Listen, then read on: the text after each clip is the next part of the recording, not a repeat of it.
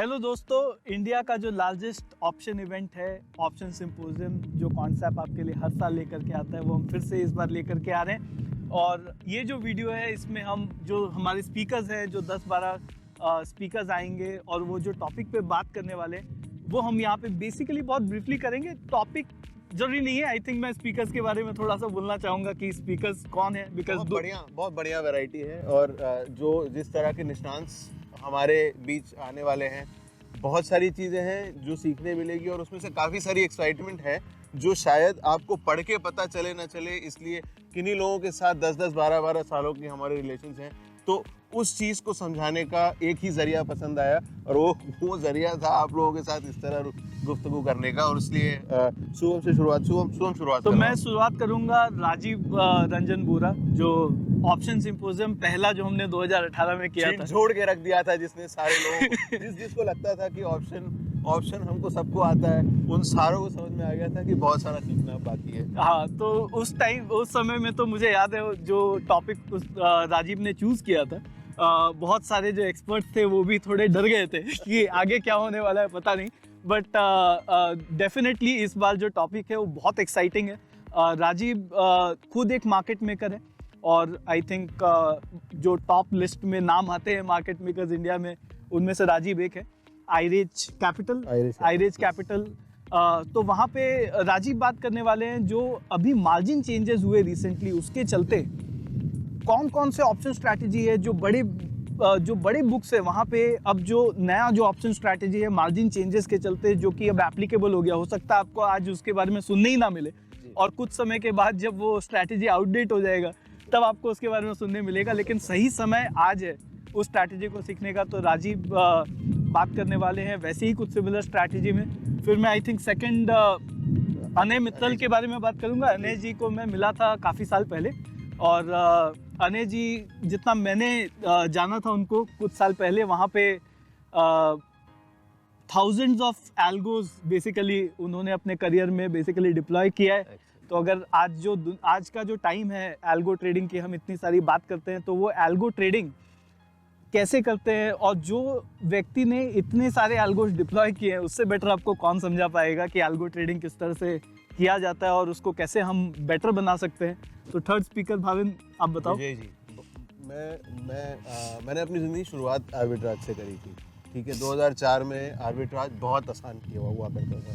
उसके बाद 2006-07 में जो फटके लगे, एसटीटी आया, कुछ समझ में ही नहीं आया। ठीक है, अब उसके बाद से लेके आज तक अगर आर्बिट्राज को किसी आदमी ने रीडिफाइन किया है तो वो है विजय जी जाजू, जो आपको बहुत सही मायनों में इस तरह का क्रॉस एसेट आर्बिट्राज समझाने की कोशिश करेंगे, जो हो सकता है कि आपके सामने पड़ा हुआ पैसा है लेकिन आपको दिखा नहीं। तो बहुत ही इंटरेस्टिंग सेशन है विजय जी का, and he is going to talk about option arbitrage redefined. Basically it's a cross asset arbitrage and the guy has been wonderful. उनको पता है उनको क्या करना है, बहुत निपुणता से इसी काम को करते आ रहे हैं और it will be really nice to listen to him. मैं और एक इंसान का नाम लेना चाहूँगा, Rajesh ji. Rajesh Srivastava is simplicity personified. ठीक है, इस इंसान के पास सारी स्ट्रैटेजी है, वो इतनी सिंपल है कि हल्के से हल्का एनालिस्ट जो होगा, जिसने कल परसों से एनालिटिक्स देखना शुरू किया होगा, उसको ही समझ में आ जाएगा। बहुत लॉजिकल, बहुत सिंपल। और सबसे अच्छी चीज़ ये है कि इन सारों की एक सबसे कॉमन ट्रेट ये है कि प्रैक्टिकली एप्लीकेबल कल से किए जाने वाले सारे सौदे वो आपको मिलेंगे। तो राजेश जी बात करेंगे हाई लो विक्स रेजीम के ऊपर, कैसे ट्रेड करना है। उसके आगे मैं बोलना चाहूँगा आलोक धरिया जी के बारे में। सो आलोक जी अभी रिसेंटली मैं कनाडा है, उसके पहले ऑफिस में मिलना हुआ था उनसे और काफ़ी समय तक चर्चा हुआ। तो QC अल्फा में बहुत अच्छे 3 लोग हैं जो मैनेज कर रहे हैं बेसिकली QC अल्फा को। बहुत सारे एल्गोज भी वो लोग रन करते हैं और लोगों का पैसा मैनेज करते हैं। और मैंने देखा है कि बहुत ऑर्गेनाइज्ड है जो उनका पूरा सेटअप है, और जिस तरह से वो ट्रेडिंग स्ट्रैटेजीज बनाते हैं बहुत ऑर्गेनाइज्ड है। प्रॉपर टेस्टिंग, प्रॉपर एग्जीक्यूशन कैसे किया जाए और स्ट्रैटेजी जो है वो कंसिस्टेंटली कैसे पैसा बना पाए, इसके बारे में आलोक दरिया जी बात करने वाले हैं। रिस्क रिवर्सल स्ट्रैटेजी आलोक दरिया जी बात करेंगे। बिल्कुल। भव्या और अर्जुन, ये 2 ऐसे स्पीकर्स हैं जिन लोगों से एटलीस्ट मैं तो नहीं मिला हूँ, मुझे पिछले 2-3 सालों में ज़्यादा मिलने का मौका भी नहीं मिला है, पर 3 साल से आप इंडिया आए भी नहीं हो। नहीं आया हुआ हूँ। ठीक है, ऑप्शन सिम्पोजियम ने बुलाया है, आप लोग सबसे मिलने में बहुत इच्छा है। भव्या बात करेगा। Bhavya is one of those new age traders और new age trade creators I should say, who has mastered the art of ये माइक्रो टर्म ट्रेडिंग। ठीक है, ऑप्शन स्कैल्पिंग किस तरह से बेहतरीन तरीके से की जा सकती है, भव्या इसके बारे में बात करेंगे। और उसके एकदम उस तरफ, ठीक है, दूसरे छोर पे अर्जुन टंडन जी है, जो हमारे साथ बात करेंगे पोजिशनल ट्रेडिंग में से कैसे पैसे निकाल के लिए जा सकते हैं। ठीक है, ऑप्शन कहाँ से आपको रुपया जो आ रहा है आपकी जेब में और रुपये का ₹1.25 कर पाए। ठीक है, so that optimisation strategies Arjun Tandon ji बात करेंगे। अब 2 लोग बच गए। 2 लोग बच गए, कौन है? पता नहीं फोन में नहीं है। तो मेरे ख्याल से हम ही लोग 2 लोग हैं। तो मैं बताता हूँ हम लोग दोनों किस बारे में बात करने वाले हैं। तो मैं बात करने वाला हूँ मीन रिवर्जन। एक स्टैटिस्टिकल मेथड होता है और वो स्टैटिस्टिकल मेथड को हम कैसे यूज़ कर सकते हैं मीन रिवर्जन में, मीन रिवर्जन खोजने के लिए, और उसके ऊपर हम कैसे जा कर के ऑप्शन स्ट्रैटेजी डिप्लॉय कर सकते हैं के बारे में मैं बात करूँगा।